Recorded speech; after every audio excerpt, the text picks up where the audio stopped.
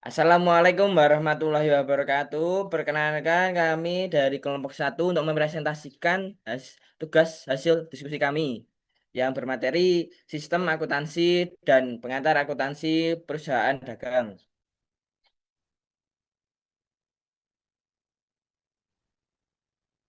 Oke, perkenalkan nama saya Muhammad Turhafid dengan NPM 2401010079. Baik, saya di sini Muhammad Rafa Zaidan, NPM 824010183. Saya Divaria Fatimah MPM 2401010087.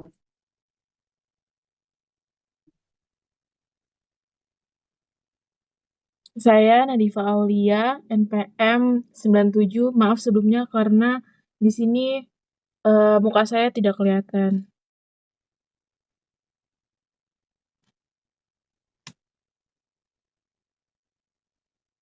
Saya Fatia Nur Afifah, NPM 2401010099.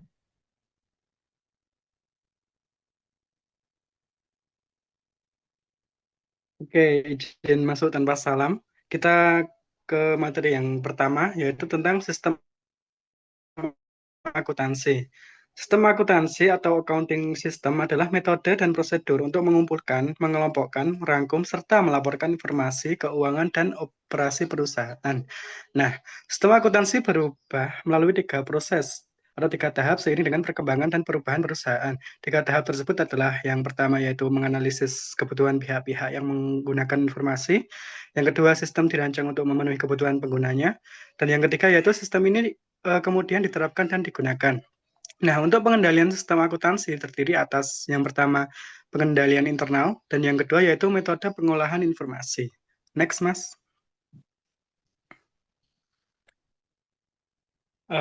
Oke, kita lanjut ke materi kedua yaitu sistem akuntansi manual. Sistem akuntansi manual merupakan sistem akuntansi yang dapat dilakukan secara manual atau menggunakan perangkat lunak komputer atau biasa disebut yaitu komputerisasi. Nah, nanti untuk materi komputerisasi akan dijelaskan oleh rekan saya, Mbak Diva. Nah, buku besar pembantu itu ada dua ya, teman-teman. Yang pertama yaitu buku besar pembantu piutang usaha dan buku besar pembantu utang usaha. Yang dimana buku besar pembantu piutang usaha atau buku besar pelanggan mendaftar pelanggan berdasarkan urutan abjad. Akun pengendali dalam buku besar yang merangkum seluruh transaksi debit atau kredit untuk setiap akun pelanggan individu adalah piutang usaha. Nah, buku besar pembantu utang usaha atau buku besar kreditur mendaftar kreditur berdasarkan urutan abjad. Akun pengendali yang terkait dalam buku besar adalah utang usaha. Oke, next, Mas.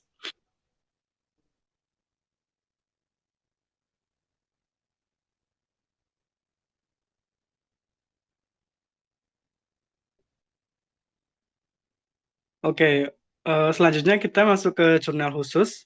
Nah, pengertian jurnal khusus atau spesial jurnal dirancang untuk mencatat satu jenis transaksi yang terjadi berulang-ulang kali. Nah, sebagai contoh, karena kebanyakan perusahaan memiliki banyak transaksi pembayaran kas, perusahaan-perusahaan tersebut mungkin menggunakan jurnal khusus untuk mencatat pembayaran kas. Mereka juga akan menggunakan jurnal khusus lain untuk mencatat penerimaan kas. Nah, untuk bentuk dan jumlah jurnal khusus yang digunakan, perusahaan-perusahaan bergantung pada karakteristik bisnisnya. Untuk transaksi beserta jurnal khusus yang sering muncul atau yang sering digunakan ada yang pertama menyediakan jasa secara kredit, yang kemudian dicatat di jurnal pendapatan, yang kedua menerima kas dari berbagai sumber, yang dicatat di jurnal penerimaan kas, dan yang ketiga ya barang secara kredit yang dicatat di jurnal pembelian, dan yang keempat yaitu pembayaran kas untuk berbagai keperluan yang dicatat di jurnal pengeluaran kas. Oke, next, Mas. Nah, selanjutnya akan dijelaskan oleh rekan saya. Terima Baik, slide selanjutnya ada aspek sistem akuntansi. Yang pertama ada catatan pendapatan, yang kedua ada pengeluaran, yang ketiga ada pengelolaan aset, perencanaan pajak, dan yang kelima pelaporan keuangan.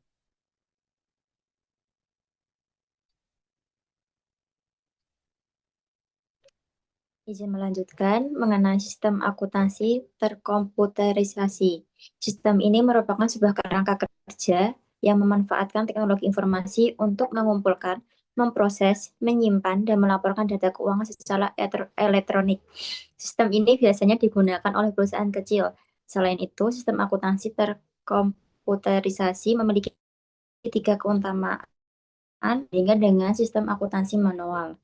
Yang pertama, menyederhanakan proses penyimpanan transaksi dicatat dalam bentuk elektronik dan pada saat yang sama diproses secara elektronik ke akun-akun dalam buku besar dan buku besar pembantu.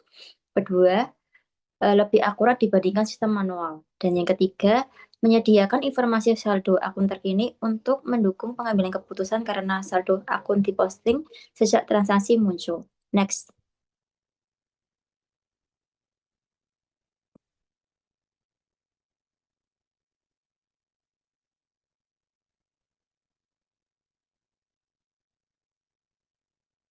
Perdagangan elektronik. Perdagangan elektronik merupakan perdagangan yang menggunakan sistem internet untuk menjalankan transaksi bisnis. Internet menciptakan kesempatan untuk meningkatkan kecepatan dan efisien dalam melaksanakan transaksi. Banyak perusahaan menyadari manfaat dari penggunaan perdagangan elektronik terhadap siklus perdagangan dan penagihan, dan pembelian dan pembayaran. Selain itu, 3 area yang lebih maju di mana internet digunakan untuk tujuan bisnis adalah: 1. Manajemen rantai pasokan. Aplikasi internet untuk merencanakan dan mengordinasi pemasok. Kedua, manajemen hubungan konsumen. Aplikasi internet untuk merencanakan dan mengordinasi usaha pemasaran dan penjualan. Yang ketiga, manajemen siklus hidup produk. Aplikasi internet untuk merencanakan dan mengordinasikan proses pengembangan. Banyak aplikasi web menghasilkan transaksi akuntansi yang terjadi. Sebagai contoh, pembelian menggunakan kartu belanja ekonomi menghasilkan transaksi penjualan akuntansi. Next.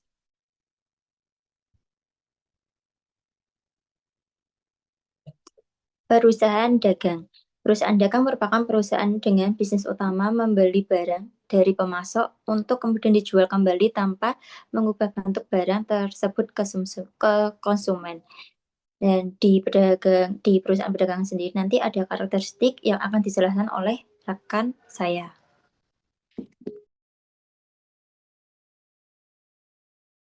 Next.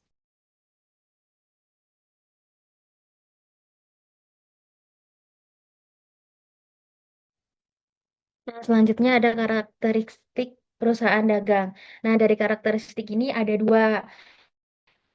Yang pertama tuh ada operasi, yang kedua ada laporan keuangan. Nah, yang pertama kita akan ngebahas tentang siklus. Apa itu siklus operasi? Next.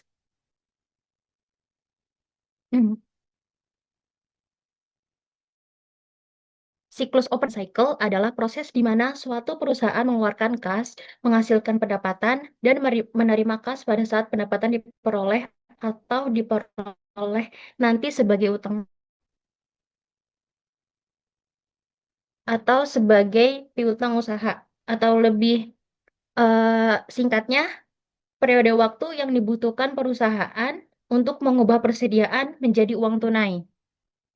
Nah, siklus operasi perusahaan jasa sama pedagang itu tentu halnya memiliki perbedaan ya guys.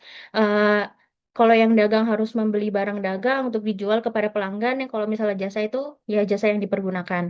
Nah, ini tuh ada siklus operasinya yang dari kas mengeluarkan uang untuk melakukan aktivitas pembelian produk, habis itu melakukan aktivitas penjualan.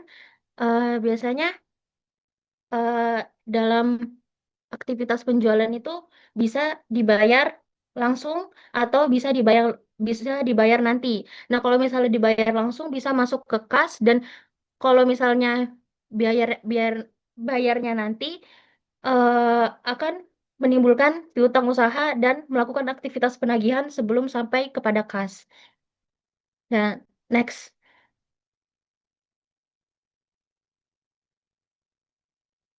Nah, ini yang kedua ada laporan keuangan. Aktivitas laporan keuangan, aktivitas pendapatan perusahaan dagang melibatkan pembelian dan penjualan barang dagang. Awalnya perusahaan dagang harus membeli barang untuk dijual ke pelanggan. Ketika barang tersebut terjual, pendapatan dilaporkan sebagai penjualan atau sales yang biasanya diakui sebagai beban yang disebut beban pokok penjualan atau cost of merchandise sold. Biaya yang menghasilkan laba bruto atau gross profit. Jumlah ini disebut laba bruto karena masih harus dikurangi dengan beban operasi. Nah, sisa barang dagangan yang belum terjual, belum. Sisa barang dagangan yang belum terjual itu di akhir periode akuntansi disebut sebagai persediaan barang atau merchandise investor. Kayak bisa disebut stok lah, stok dari barang sebelumnya. Persediaan barang dagang dilaporkan sebagai aset lancar, dilaporkan di laporan posisi keuangan. Next.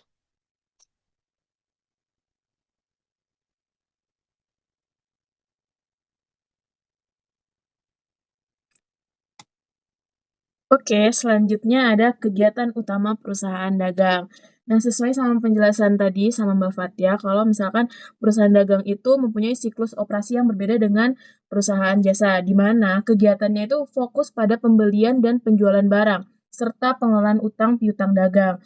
Yang pertama, kegiatan utama perusahaan dagang itu ada pembelian barang dagangan, di mana pada kegiatan ini pembelian dapat dilakukan baik secara tunai maupun kredit, dan barang ini akan dijual kembali tanpa melalui proses produksi dalam beberapa kasus.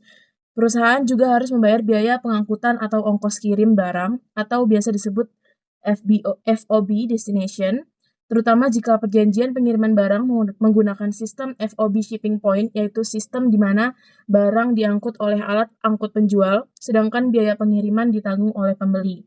Yang kedua itu ada penyimpanan persediaan, yaitu barang dagangan yang dibeli disimpan dalam gudang sampai ada permintaan dari pelanggan. Oleh karena itu, perusahaan dagang perlu memiliki manajemen persediaan yang baik agar barang tidak rusak kadaluarsa atau hilang. Nah, dalam penyimpanan persediaan ini terdapat sistem pencatatan persediaan. Yang pertama ada metode periodik atau periodic inventory system, yaitu persediaan tidak dicatat setiap kali terjadi transaksi. Jadi pencatatan hanya dilakukan pada saat stok opnam atau perhitungan fisik di akhir periode, yang dimana pembelian barang dicatat ke akun pembelian, bukan langsung ke persediaan. Metode ini cocok untuk usaha kecil yang tidak memiliki sistem terkomputerisasi. Yang kedua itu ada metode perpetual atau perpetual inventory system, yang dimana setiap transaksi pembelian dan penjualan langsung mempengaruhi akun persediaan. Ketika barang dijual, dicatat langsung pengurangan persediaan dan pengakuan HPP. Lebih akurat karena persediaan ini selalu terupdate secara real time, dan umumnya metode perpetual ini umumnya digunakan oleh perusahaan besar yang memiliki sistem informasi akuntansi terkomputerisasi. Ketiga, kegiatan itu yaitu ada penjualan barang dagangan. Nah, kegiatan penjualan ini dapat dilakukan secara tunai maupun kredit, yaitu penjualan ini merupakan sistem sumber utama pendapatan perusahaan dagang. Transaksi penjualannya pun secara kredit akan menimbulkan piutang usaha yang nantinya akan menjadi kegiatan keempat, yaitu penerimaan kas atau piutang usaha. Nah, ketika pelanggan membayar, maka kas bertambah dan piutang berkurang. Yang kelima, ada pembayaran utang usaha, di mana ketika perusahaan melunasi utangnya kepada pemasok yang sebelumnya memberikan barang secara kredit, pembayaran ini dapat melibatkan potongan pembelian jika perusahaan melunasi utang lebih awal. Yang keenam ada retur dan potongan, yang bisa terjadi baik dalam transaksi pembelian maupun penjualan.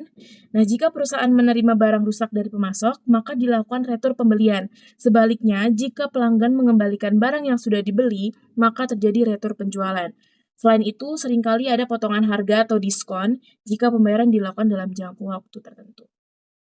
Next.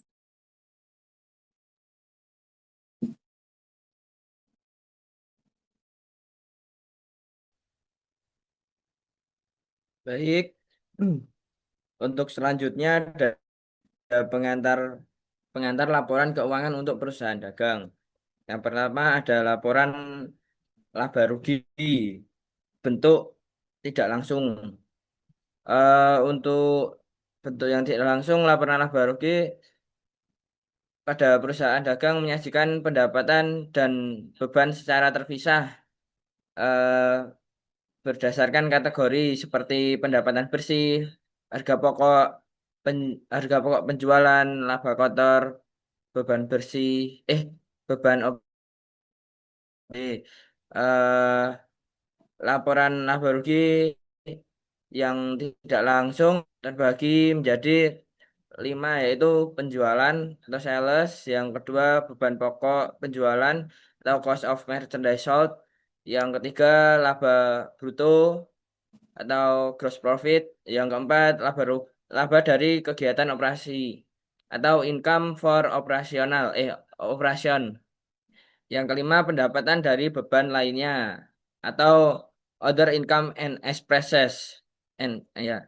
Yang kedua itu ada laporan laba rugi bentuk yang langsung. Eh, eh, Laporan laba rugi bentuk langsung menyajikan semua pendapatan dan semua beban dalam suatu kelompok besar tanpa pemisahan rinci. Laba bersih diperoleh dengan mengurangi total beban dari total pendapatan secara langsung, sehingga cocok untuk bisnis yang ingin laporan cepat, to the point.